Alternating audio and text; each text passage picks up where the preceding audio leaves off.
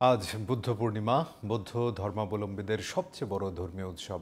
জগতের সব প্রাণী সুখী হোক, এই অহিংস বাণীর প্রচারক গৌতম বুদ্ধের আবির্ভাব, বোধিপ্রাপ্তি আর মহাপরিনির্বাণের স্মৃতি বিজড়িত দিনটিকে বুদ্ধ পূর্ণিমা হিসেবে পালন করে বুদ্ধ ভক্তরা। বিস্তারিত ইমরান হাসানের রিপোর্টে।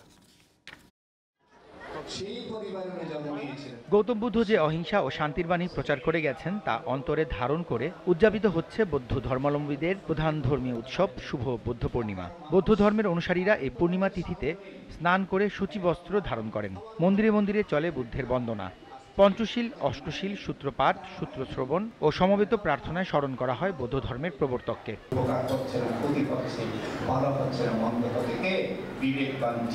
সারা বিশ্বের মঙ্গল কামনা করে প্রার্থনা করা হয় মন্দিরে মন্দিরে।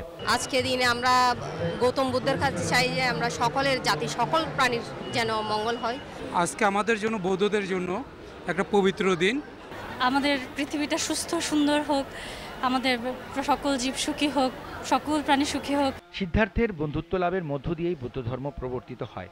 তার আবির্ভাব, বোধিলাভ ও নির্বাণ এই তিন ঘটনাই বৈশাখী পূর্ণিমার দিনে ঘটেছিল বলে একে বলা হয় বুদ্ধ পূর্ণিমা। Imran Hasan, GTV news, Dhaka.